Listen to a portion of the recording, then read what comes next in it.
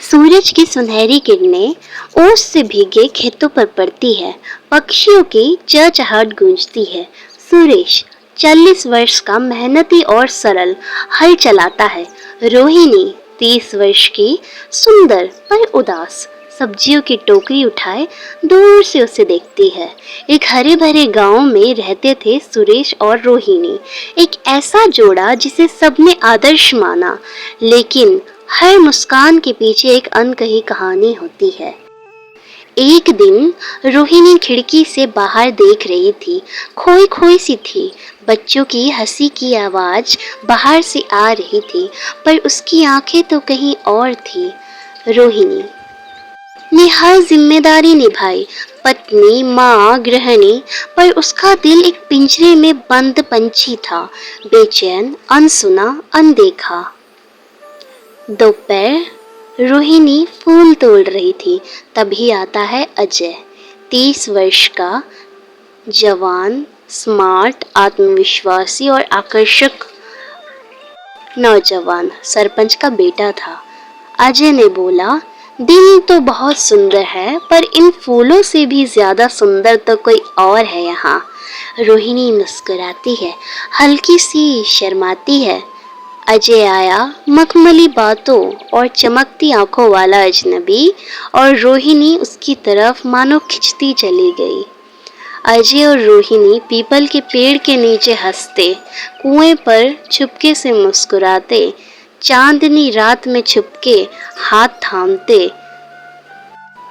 वो लोग चुपचाप मुलाकातें करते रहते, चुपचाप मुलाकातें और मीठी बातों में रोहिणी ने खुद को फिर से महसूस किया, जैसे कोई गुम हुआ हिस्सा वापस मिल गया हो। ये राज उन्होंने राज बना के रखा, रोहिणी और अजय ने। पर कहते हैं ना, राज का खुलना एक दिन तो तय ही है। एक दिन ये राज से पर्दा उठा और सभी गांव वालों, उसके पति, रोहिणी के पति सुरेश को, सबको पता चल गया इस राज के बारे में। जब इस राज से पर्दा उठा तो कई लोग कई बातें बोलने लगे। एक दिन गांव चौपाल में रात को लोग कानाफूसी कर रहे थे, आंखें उनकी सवाल कर रही थी। पहला गांव वाला बोला, कहते हैं रोज मिलती है अजय से। दूसरा गांव वाला बोला, बेचारा सुरेश, उसके साथ ये नहीं होना चाहिए था यार। उसी दिन सुरेश के घर में सुरेश चुपचाप रोहिणी की साड़ी का एक टुकड़ा थामे बैठा था। उसकी आंखों में आंसू थे। सच में, जब विश्वास की जगह झूठ घर ले लेता है तो प्यार राख बन जाता है। सुरेश का दिल टूट गया उसी दिन, बिना आवाज के पूरी तरह से टूट गया। सुरेश ने दुख भरी आवाज में रोहिणी से पूछा, क्या तुम अजय से प्यार करती हो? रोहिणी ने आंखें झुकाए कहा, हाँ, मैं उससे प्यार करती हूँ। सुरेश ने ये बातें सुनी। उसने रोहिणी से कहा, ठीक है, मैं तुम्हारी उससे शादी करवा देता हूँ। रोहिणी चौंक गई और उसने पूछा, फिर तुम्हारा क्या होगा? सुरेश ने कहा, मेरा क्या होगा? अगर तुम इतना सोचती तो तुम ये सब ना करती। रोहिणी की आंखें शर्म से झुक गई। अगले ही दिन सुरेश ने अपनी बीवी रोहिणी और अजय से कहा, तुम लोग शादी के लिए तैयार हो जाओ, ये रहे तुम्हारे वस्त्र।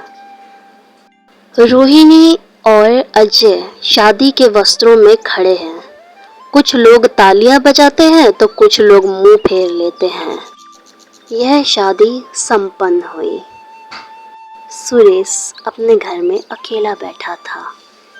टिमटिमाती लालटन की रोशनी में उसकी परछाई और तन्हाई साथ थी। उस दिन रात को सारा गांव सो चुका था, पर मानो सुरेश के दिल में तो सब कुछ जाग रहा था। उसके दुख, उसका दर्द सब जगा हुआ था। पर अब कर भी क्या सकते हैं, जो होना था वो हो गया।